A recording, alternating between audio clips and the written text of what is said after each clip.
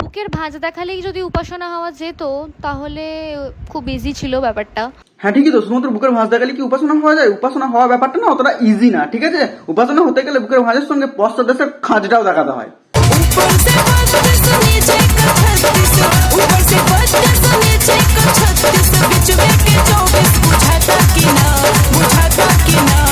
কিন্তু আমার ব্যাপারটা তো শুধু বুকের ভাঁজে সীমাবদ্ধ নয়। হ্যাঁ বলছি তো, তোমার ব্যাপারটা শুধু বুকের ভাঁজে সীমাবদ্ধ নয়, তোমার জল খাঁজ পর্যন্ত গড়িয়ে গেছে, চাপ নেই। একটা মানুষকে অল ইন ওয়ান অনেক কিছু দিক দিয়ে কি বলবো, মানে স্কিলফুল হতে হয়। এবার তা দিদি, তোমার এই ভিডিওতে কি স্কিল ফুটে উঠেছে একবার শুনি, এত স্কিল দেখাচ্ছ। গালাগালি তোমরা দাও সেটা দাও, তোমাদের ওটাই আমার কাছে আশীর্বাদ আর ভালোবাসা। সেই ফানি ভিডিওর কমেন্টে বলে আমি ইজ্জত বেচে টাকা কামাচ্ছি, তাই ইজ্জত বেচেই কামাচ্ছি, তাই হয়তো হবে। এখন তো ঘোর কলি, এখন অনেকে অনেক কিছু বেচে, আমি তখন নয় ইজ্জতটাই বাঁচি, কোনো অসুবিধা তো হচ্ছে না।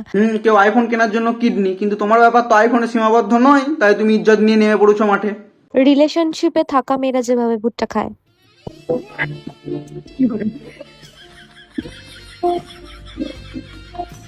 পৃথিবীর কোনো মানুষ এইভাবে ভুট্টা খায় বলে আমার জানা নেই। তুমি একমাত্র পৃথিবীর উদ্গান্ডু প্রাণী যে এইভাবে ভুট্টা খাও।